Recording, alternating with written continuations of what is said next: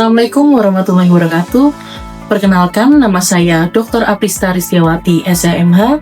Saya dosen bagian Hukum Tata Negara Fakultas Hukum Universitas Diponegoro. Dalam kesempatan ini, izinkanlah saya untuk berpartisipasi dalam sertifikasi dosen atau Serdos 2026. Sebagai seorang dosen di perguruan tinggi yang memiliki kewajiban melaksanakan Tridharma perguruan tinggi, yaitu pengajaran, penelitian dan pengabdian masyarakat, ada beberapa mata kuliah yang saya ampu, antara lain 1. Ilmu negara, 2. Hukum tata negara, 3. Hukum otonomi daerah dan desa, 4. Hukum konstitusi dan peradilan konstitusi, 5. Perancangan hukum. Selain itu, saya juga mengampu mata kuliah wajib umum, antara lain Pancasila dan Kewarganegaraan. Fokus riset utama saya yaitu terkait pemilihan umum dan partai politik. Sebelum kita memasuki video pembelajaran pada mata kuliah ilmu negara, saya akan menjelaskan terkait capaian pembelajaran lulusan atau CPL, yaitu mahasiswa diharapkan dapat 1. Taat hukum dan menginternalisasi sikap bertanggung jawab, semangat kemandirian, kejuangan, kewirausahaan, dan sehat jasmani rohani. 2. Menguasai dan memahami konsep teoretik terkait A. Ciri, struktur, dan teori ilmu hukum, B. Sumber asas atau prinsip dan norma hukum, C. Sistem atau tata hukum nasional Indonesia dan sejarah perkembangannya, dan 3. Menguasai dan memahami teori-teori tentang negara sebagai pengantar untuk mempelajari hukum tata negara dan hukum administrasi negara. Kemudian terkait capaian pembelajaran mata kuliah atau CPMK, ada beberapa poin capaian. 1. Mahasiswa mampu memahami, menjelaskan objek, metode, dan hubungan ilmu negara dengan ilmu lain, perkembangan aliran pemikiran negara dan hukum sejak zaman Yunani kuno sampai dengan aliran pemikiran hukum negara hukum abad 21. 2. Mahasiswa mampu memahami dan menerapkan makna negara, asal mula negara dan hapusnya negara, tujuan dan fungsi negara, bentuk negara, serta penerapannya di Indonesia. 3. Mahasiswa mampu menganalisis konstitusi sebagai upaya mengatur agar kekuasaan tidak musat di satu tangan, tidak rusak atau korupsi, jaminan HAM, mengevaluasi pengaturan badan-badan legislatif, eksekutif, yudikatif dalam rangka demokratisasi, menghargai proses demokrasi, hukum, dan HAM. Mahasiswa mampu mengevaluasi argumentasi hukum terkait dengan isu-isu hukum, partai politik, pemilihan umum, serta penerapan teori-teori kenegaraan di Indonesia. Metode pendekatan pembelajaran yang digunakan yaitu DIA. D adalah delivery, artinya dosen memberikan pengajaran langsung kepada mahasiswa. Kemudian I atau interaktif, yaitu materi disampaikan secara interaktif dan adaptif. Kemudian A atau assessment, dosen memberikan pengujian guna mengukur sejauh mana kemampuan mahasiswa dalam mendalami mata kuliah dengan 6 indikator sesuai dengan peraturan akademik Undip. Yang pertama adalah aktivitas partisipasi dengan bobot 20%, kemudian hasil proyek 30%, kuis dan tugas masing-masing 5%, UTS 15%, dan UAS 25%. Setelah ini akan kita saksikan bersama-sama video pembelajaran terkait dengan ilmu negara di pertemuan keempat dengan mengambil subtopik negara. Oke, Assalamualaikum warahmatullahi wabarakatuh. Selamat pagi semuanya. Oke, baik. Hari ini kita akan melanjutkan materi dari materi sebelumnya, ya.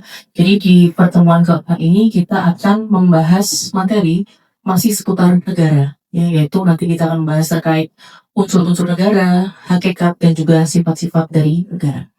Oke, sebelumnya masih ada yang ingat ya pengertian dari negara itu apa? Ada yang masih ingat? Ya, oke, kita bahas bersama ya. Jadi terkait negara, ya, jadi negara itu merupakan organisasi tertinggi yang memiliki teritorial dan kekuasaan untuk mengatur dan memelihara rakyatnya atau masyarakat di bawah perundang-undangan hukum yang jelas dan tegas, ya.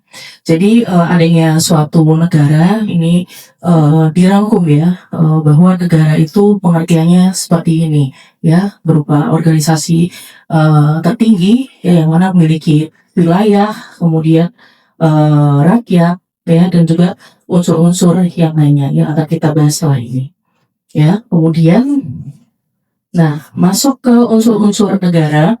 Jadi unsur negara ini ada beberapa, ya, ada 5, ya, tetapi memang dibedakan menjadi 2 unsur, yaitu unsur konstitutif dan juga unsur deklaratif.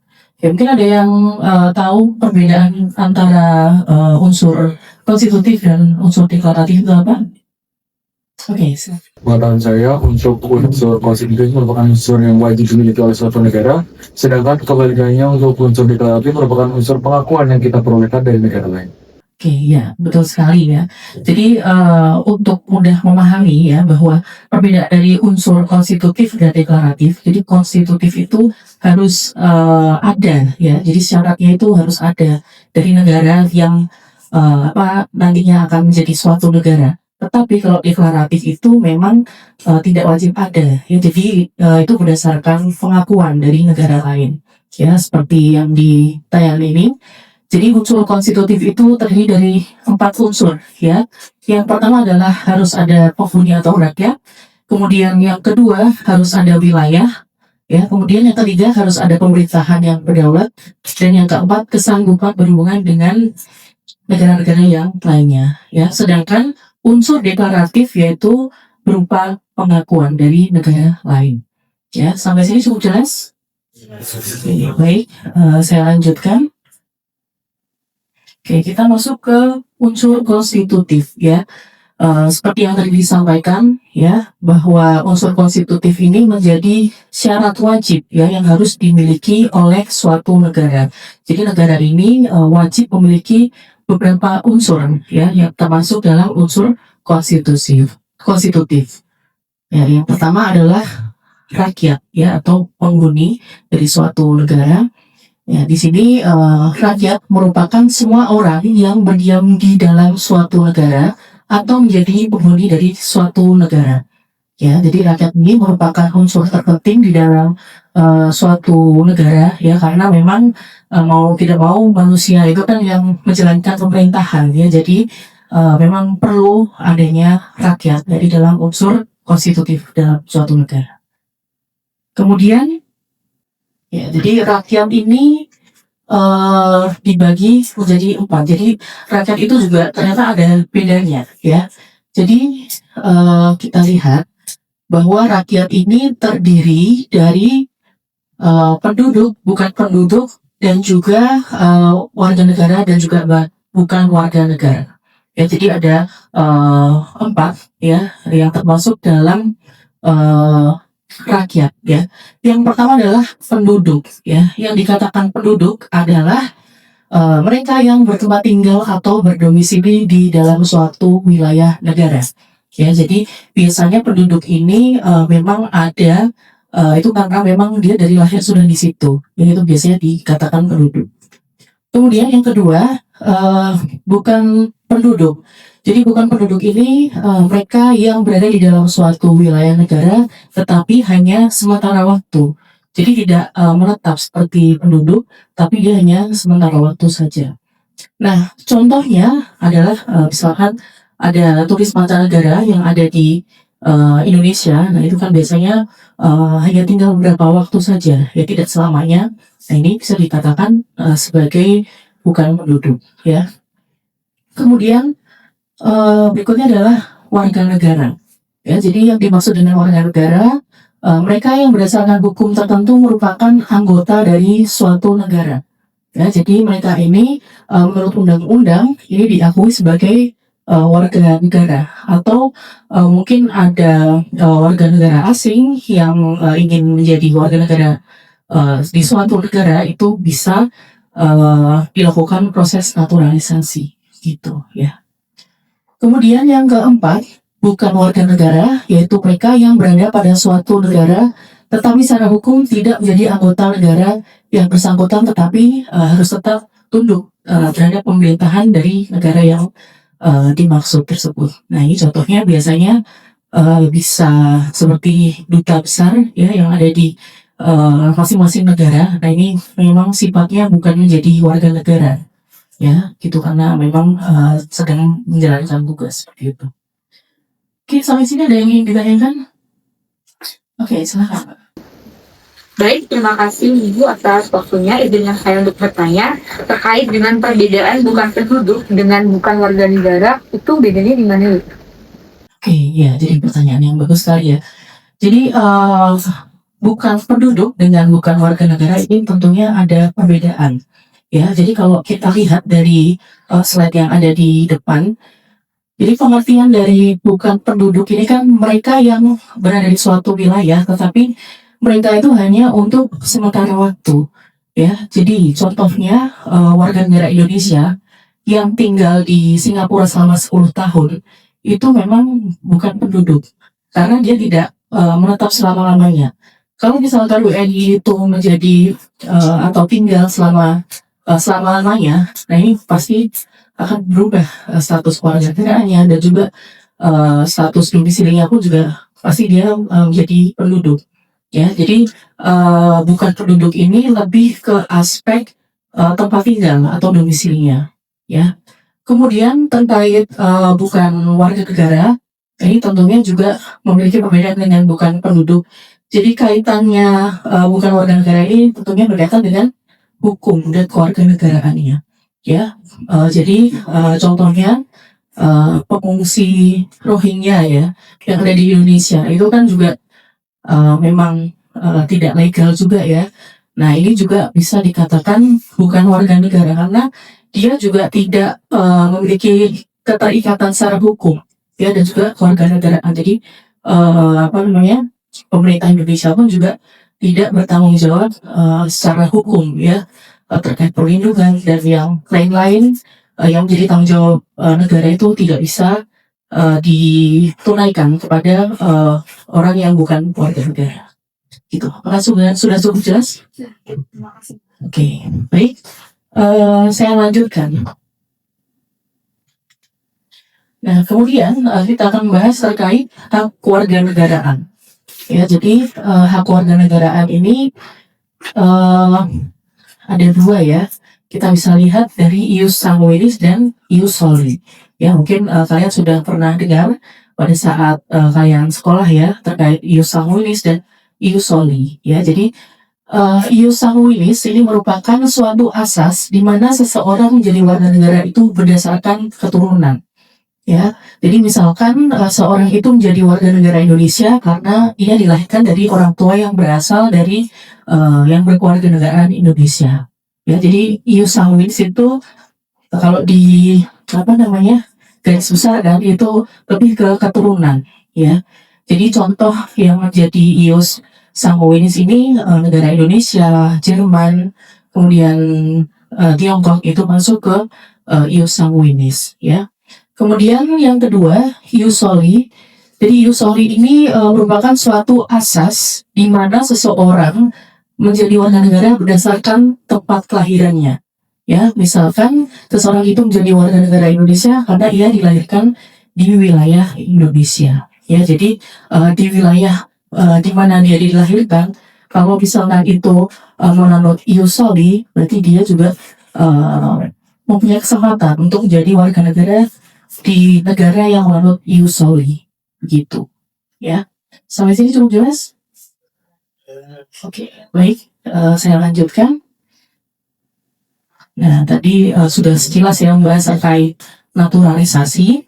Jadi naturalisasi ini merupakan asas atau dasar penentuan kewarganegaraan seseorang didasarkan pada pengajuan permohonan untuk menjadi warga negara dari suatu negara tertentu.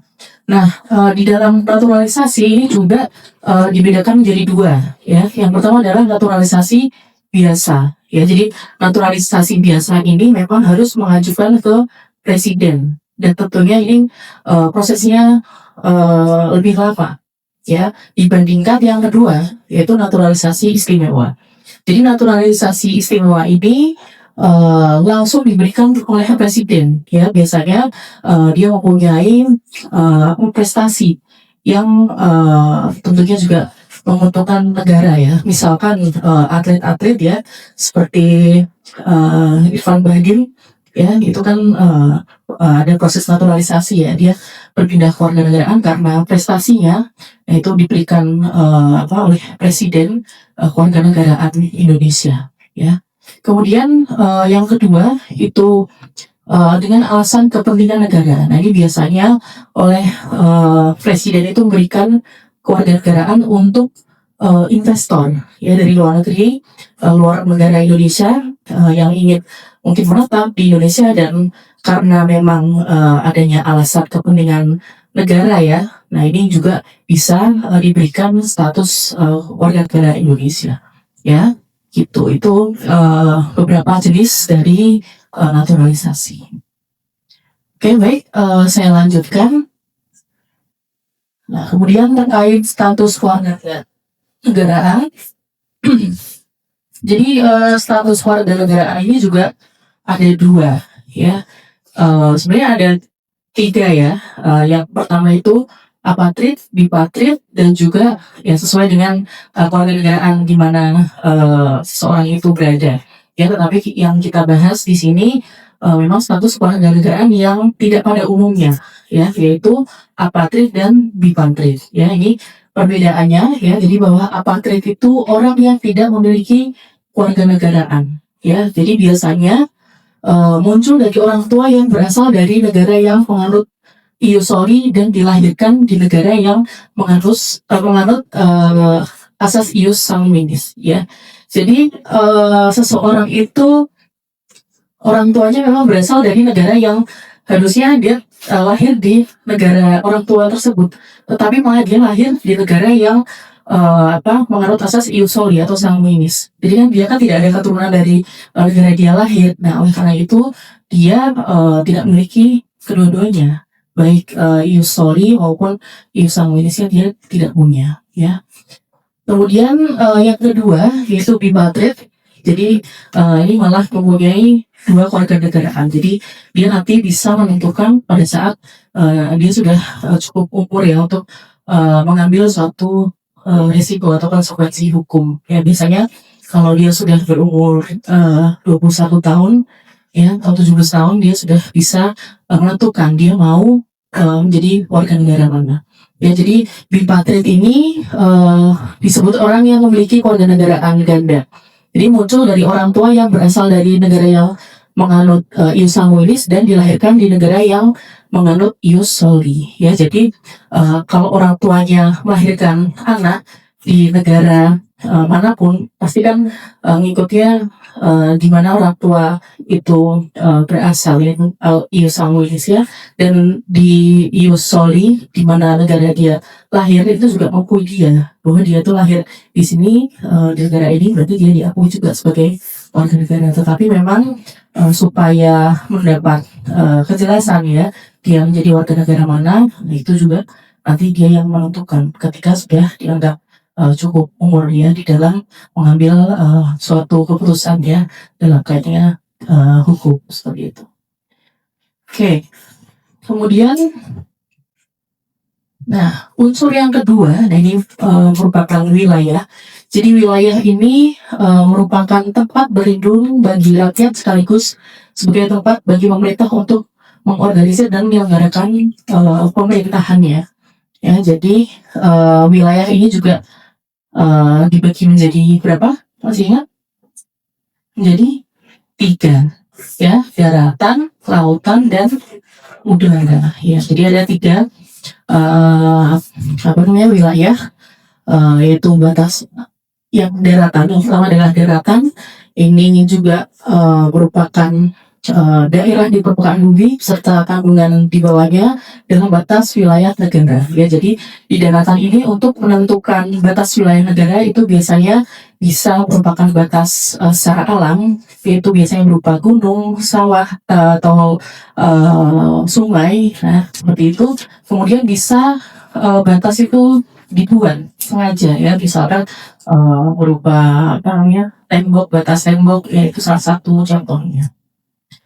Kemudian nah berikutnya lautan, ini tentunya juga berkaitan dengan perairan ya yang ada.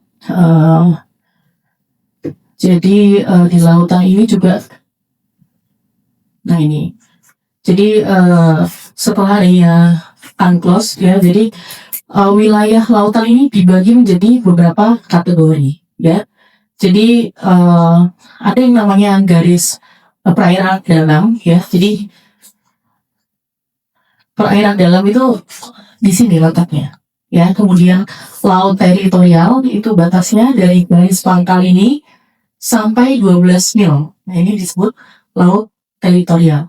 Kemudian zona tambahan ini dari garis pangkal sampai 24 mil laut, ya. Kemudian zona ekonomi eksklusif dari garis pangkal sampai 200 mil. Ya, jadi di zona eksklusif ini memang lebih ke ini ya, zona untuk permutaran ekonomi ya. Di situ kegiatan ekonomi sangat banyak sekali di ZTE. Kemudian ada laut internasional atau laut lepas. Ini memang menjadi apa namanya? Jadi negara bebas untuk lalu lalang dan mungkin mengambil sumber daya alamnya, tapi juga tetap harus mematuhi asas saling menghormati ya dengan negara lain gitu. Oke, kemudian, nah ini udara. Jadi memang belum ada kesepakatan di forum internasional mengenai kedaulatan di ruang udara, tetapi memang di konvensi CITES ini setiap negara mempunyai kedaulatan yang utuh dan eksklusif di ruang udara di atas wilayahnya. Kemudian terkait pemerintahan yang berdaulat, jadi pasti ada pemerintah yang mengatur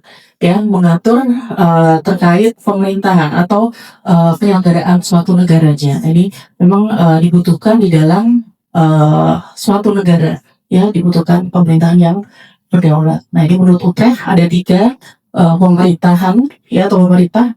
Yang pertama adalah gabungan dari semua badan kenegaraan, ya, jadi eksekutif, legislatif, dan yudikatif itu jadi satu. Kemudian ada yang gabungan badan-badan kenegaraan tertinggi, ya, misalkan presiden, kemudian raja yang di Pertuan Agung di Malaysia, dan juga pemerintah dalam arti kepala negara atau presiden, jadi lebih ke eksekutifnya saja. Kemudian yang keempat, kesanggupan mengadakan hubungan dengan negara lain. Nah, ini juga sangat penting oleh negara supaya dapat melakukan hubungan kerjasama dengan negara lain. Ya, nah ini biasanya bisa berupa kerjasama bilateral atau 2 negara, dan juga kerjasama multilateral atau lebih dari beberapa negara. Ya, contohnya adalah PBB, ya, gitu.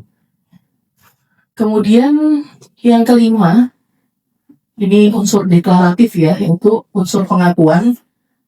Jadi pengakuan ini bukan faktor yang menentukan mengenai ada tidaknya suatu negara, tetapi memang hanya menerangkan bahwa negara tersebut itu diakui ada atau tidaknya, seperti itu, ya. Nah, jadi pengakuan ini juga ada 2 jenis, yaitu pengakuan secara de facto dan juga de jure, ya. Jadi kalau de facto itu berdasarkan kenyataannya, kemudian sedangkan pengakuan de jure ini ada dan berdirinya suatu negara menurut hukum dengan segala akibatnya, ya. Nah, itu untuk unsur yang kelima. Nah, sekarang kita masuk ke pembahasan yang terakhir terkait sifat dari negara. Jadi negara ini juga memiliki sifat, ya. Jadi tidak hanya unsur-unsur saja, tetapi juga memiliki sifat yang mana ini negara, kita bahas satu-satu. Ya, sifatnya yang pertama adalah sifat memaksa. Jadi memang konotasinya negatif, ya, karena memaksa. Tetapi di sini yang dimaksud adalah hanya negara yang berhak memaksa warga untuk patuh pada hukum. Ya, misalkan kalian berlalu lintas, misalkan melakukan suatu pelanggaran, pasti kan juga kalau polisi lihat ada kena tilang, seperti itu. Nah, ini tujuannya adalah untuk menjaga ketertiban dan kepastian hukum. Ya, jadi sudah ada aturannya. Jadi mengetahui masyarakat itu tertib atau tidak, dan juga secara kepastian hukum itu sudah diatur, ya. Jadi masyarakat tinggal melaksanakannya. Kemudian yang kedua, sifat monopoli. Nah, di sini hanya negara yang berhak menentukan tujuan bersama seluruh masyarakat, ya.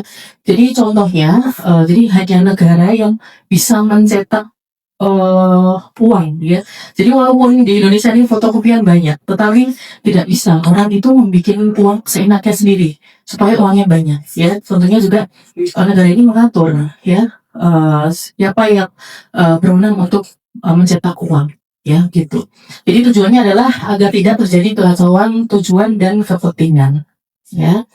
Dan kemudian yang terakhir, sifat mencakup semua. Ya, jadi di sini artinya bahwa semua aktivitas dan peraturan di masyarakat harus berada dalam jangkauan dan aturan negara. Ya, jadi walaupun di Indonesia ini banyak aturan adat, ya, hukum adat, kemudian agama, tetapi harus tetap sesuai dengan undang-undang dan konstitusi. Jadi tidak boleh melanggar konstitusi dan juga undang-undang yang berlaku di Indonesia. Jadi tujuannya adalah untuk menyelaraskan berbagai kepentingan agar tidak berbenturan. Oke, sampai sini ada yang ingin ditanyakan? Oke, ya silakan. Dari yang Ibu jelaskan tadi bahwa salah satu sifat negara itu adalah memaksa ini. Pertanyaan saya adalah bagaimana kapan sifat memaksa tersebut berubah dari yang pelindung menjadi penindas, karena sifat negara yang memaksa itu bisa memungkinkan pemerintah atau negara untuk melakukan penindasan pada orang seperti itu. Oke, terima kasih. Pertanyaan yang luar biasa ya. Jadi memang seperti yang tadi saya sampaikan ya, bahwa sifat memaksa itu kan pasti konotasinya negatif. Nah, oleh karena itu, karena sifat ini harus dimiliki negara, jadi negara itu harus membawanya ke arah yang positif ya. Artinya, begini, tadi yang ditanyakan, kapan negara itu sifat memaksanya yang seharusnya sebagai pelindung malah menjadi penindas ya. Jadi sifat memaksa ini dikatakan menindas apabila yang pertama itu tidak ada dasar hukumnya ya.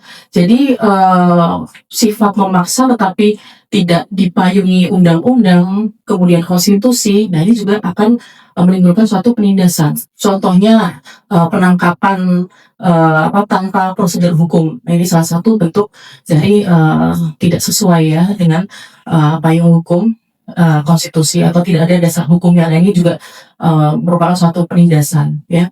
Kemudian yang kedua, kalau itu memang menjadi kepentingan penguasa ya, jadi adanya negara sifat memaksanya itu untuk melanggengkan penguasa, ini yang tidak boleh, karena tentunya itu juga akan menimbulkan penindasan ya. Kemudian yang ketiga yaitu memang kalau melanggar hak asasi manusia, ini yang sangat sensitif ya. Contohnya sifatnya itu memaksa tetapi dengan cara yang tidak baik ya, dengan cara memaksa dan juga melanggar hak asasi atau hak dasar masyarakat. Ini juga tentunya akan menimbulkan penindasan ya. Jadi intinya negara itu sifat memaksa yang seharusnya melindungi menjadi menindas itu ketika penguasa itu menggunakan yang seharusnya menggunakan hukum atau negara itu sebagai melindungi ketertiban umum, itu menjadi melanggengkan kekuasaan. Nah, itu yang sangat jadi ironis sekali ya, karena negara itu dianggap menindas ya karena pelanggar beberapa kriteria tadi gitu. Oke, sampai sini cukup jelas?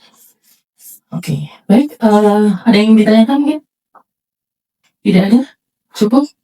Oke, baik. Kalau tidak ada yang ditanyakan lagi, sini kita bisa lanjutkan di pertemuan perkuliahan berikutnya. Nanti saya harap kalian juga bisa membaca materinya sebelum perkuliahan berlangsung, supaya nanti kita bisa diskusi ya, dan juga mempermudah kita untuk memahami lebih cepat. Ya, baik, mungkin itu saja yang dapat saya sampaikan. Semoga apa yang kita pelajari hari ini bisa memberikan manfaat yang baik untuk kita semua. Dan kita berjumpa di pertemuan minggu depan. Oke, selamat pagi. Wassalamualaikum warahmatullahi wabarakatuh. Demikian telah kita saksikan secara bersama video pembelajaran ilmu negara yang dengan subtopik negara secara singkat. Besar harapannya video ini dapat memberikan gambaran dan manfaat sebagai rujukan referensi perkuliahan untuk sivitas akademika, khususnya mata kuliah ilmu negara. Pada kesempatan ini, saya mengucapkan terima kasih kepada tim penilai dan panitia sertifikasi dosen 2026, serta penghargaan setinggi-tingginya kepada alma mater saya, Universitas Diponegoro, khususnya Fakultas Hukum Undip, teman sejawat, dosen, dan juga mahasiswa. Demikian saya sampaikan, mohon maaf apabila banyak kekurangan. Terima kasih, saya Aprista Ristiawati. Wassalamualaikum warahmatullahi wabarakatuh.